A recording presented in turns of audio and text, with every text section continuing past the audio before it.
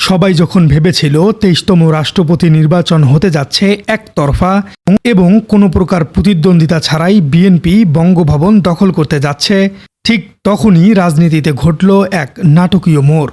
হঠাৎ করেই এক বিশাল চমক নিয়ে হাজির হলো বাংলাদেশ জামায়াতে ইসলামী এবং তাদের সঙ্গে থাকা ১১ দলীয় জোট। তারা স্পষ্ট জানিয়ে দিল, না, খালি মাঠে গোল দিতে দেওয়া হবে না, আমরাও রাষ্ট্রপতি নির্বাচনে নিজেদের প্রার্থী দিচ্ছি। এই এক ঘোষণায় রাজনৈতিক অঙ্গনে তোলপাড় শুরু হয়ে গেছে। হঠাৎ কেন এই সিদ্ধান্ত? কে হতে যাচ্ছে জামাত এবং ১১ দলীয় ঐক্যের রাষ্ট্রপতি প্রার্থী? কোনো নির্বাচিত সংসদ সদস্য, নাকি সম্পূর্ণ বাইরে থেকে হেভিওয়েট কোনো ফেসকে আনা হচ্ছে এখানে? আইনজীবী শিশির মনির, সেক্রেটারি জেনারেল মিয়া গোলাম পারোয়ার, নাকি এনসিপির তরুণ তুর্কি নাসির উদ্দিন পাটোয়ারি অথবা আসিফ মাহমুদ? কার মাথায় উঠতে যাচ্ছে বিরোধী জোটের রাষ্ট্রপতির মুকুট? দর্শক, আজকের ভিডিওতে আমরা জামায়াতে ইসলামীর এই গোপন রাজনৈতিক চালের প্রতিটি সুতো আলাদা করে উন্মোচন করব।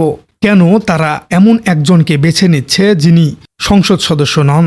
চলুন দর্শক, আগে খবরের ভেতরের টাটকা তথ্যগুলো জেনে নেওয়া যাক।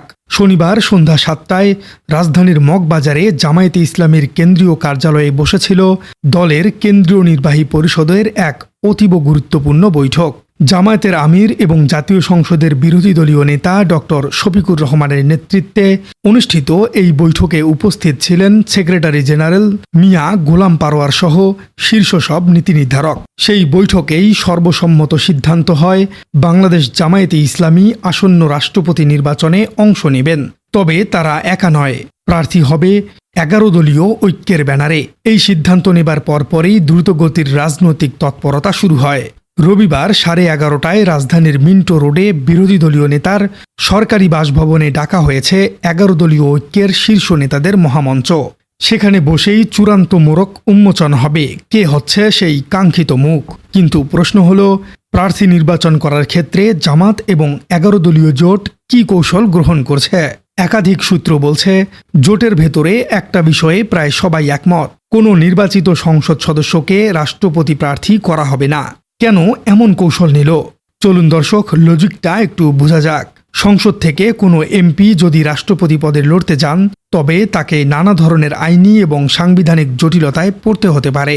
এছাড়াও জোট চায় তাদের সংসদে থাকা শক্তিশালী এমপিরা জাতীয় সংসদেই বিরোধী দলের ভূমিকায় শক্তভাবে অবস্থান করুক। তাই তারা সংসদের বাইরে থাকা কোনো বুদ্ধিজীবী, হেভিওয়েট আইনজীবী বা জাতীয় নেতাকে এই পদে দাঁড় করাতে চাইছে। এখন আসল কৌতূহল হলো, কারা আছেন এই আলোচনার শীর্ষে? ১১ দলীয় ঐক্যের ভেতরের গুঞ্জন এবং রাজনৈতিক বিশ্লেষকদের টেবিল থেকে উঠে আসছে বেশ কয়েকটি হেভিওয়েট নাম। প্রথম এবং সবচেয়ে বড় যে নামটি নিয়ে সুপ্রিম কোর্টের করিডোর থেকে শুরু করে রাজনীতির অন্দরমহলে গুঞ্জন তুঙ্গে, তিনি হলেন প্রখ্যাত আইনজীবী অ্যাডভোকেট শিশির মনির। জুলাই গণঅভ্যুত্থান পরবর্তী আইনি এবং বিচারিক লড়াইয়ে এবং সংবিধান সংস্কার ইস্যুতে শিশির মনির নিজেকে এক অনন্য উচ্চতায় নিয়ে গেছেন। তিনি সংসদ সদস্য নন, কিন্তু আইন ও সংবিধানের উপর তার দখল অসাধারণ।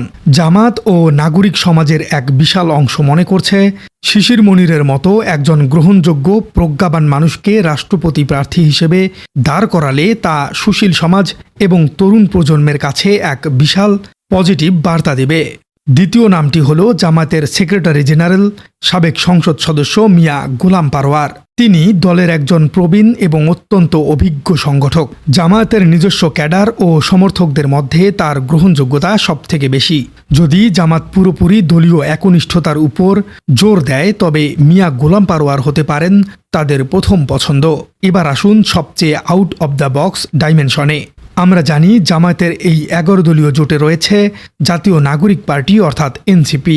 বৈষম্য বিরোধী ছাত্র আন্দোলন থেকে উঠে আসা তরুণদের এই দলটি এখন রাজনীতির মূলধারায় এক বড় শক্তি। ঐক্যের ভেতরে গুঞ্জন রয়েছে, তরুণ প্রজন্ম এবং জুলাই গণ অভ্যুত্থানের চেতনাকে ধারণ করতে এনসিপির মুখ্য সংগঠক নাসির উদ্দিন পাটোয়ারি অথবা সাবেক উপদেষ্টা ও তরুণ নেতা আসিফ মাহমুদের নামও বিবেচনায় আনা হতে পারে।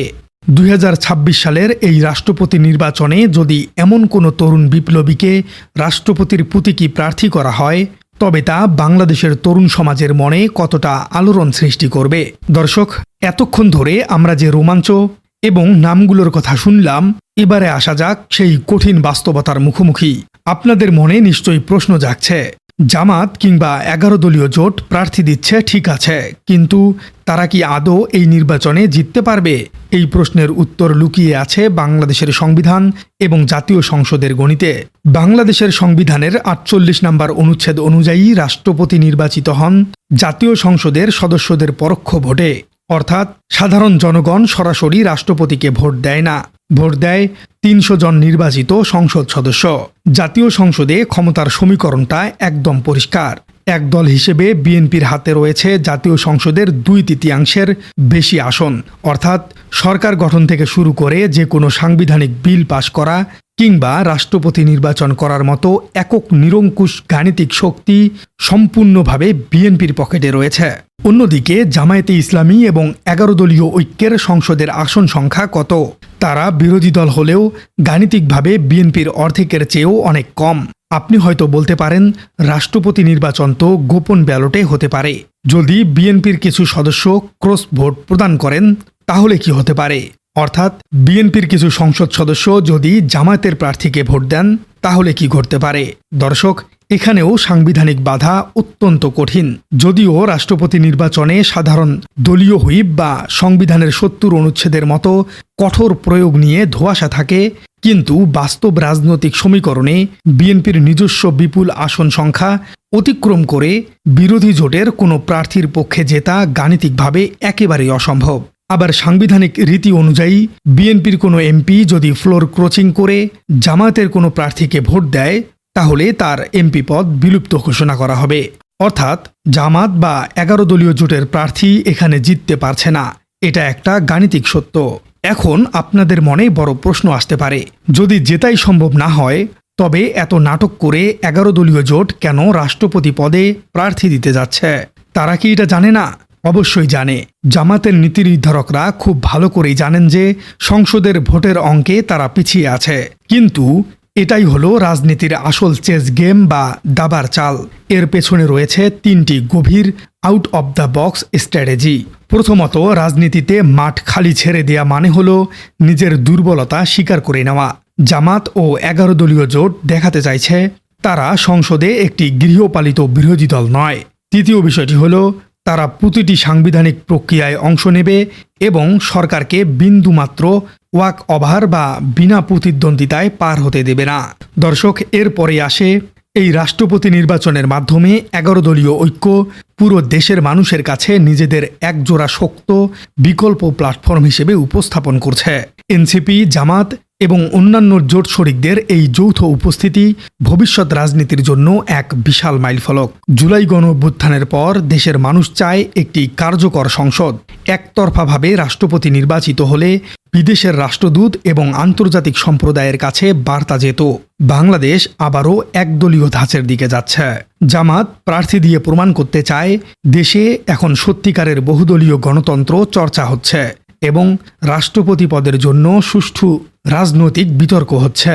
প্রিয় দর্শক, আপনার কি মনে হয় জেতা সম্ভব নয় জেনেও জামাত ও 11 দলীয় জোটের এই প্রার্থী দেওয়ার সিদ্ধান্তকে আপনি কিভাবে দেখছেন? এটি কি গণতন্ত্রের জন্য ভালো লক্ষণ নাকি নিছক রাজনৈতিক স্ট্যান্ড? আর জামায়াতে ইসলামী থেকে কাদের নাম ঘোষণা করা উচিত বলে আপনি মনে করছেন? কমেন্টে জানিয়ে দিন আপনার মূল্যবান মতামত। আর আমাদের চ্যানেলে নতুন হয়ে থাকলে চ্যানেলটি সাবস্ক্রাইব করে বেল আইকনটি বাজিয়ে দিন। দেখা হচ্ছে পরবর্তী কোনো ভিডিওতে।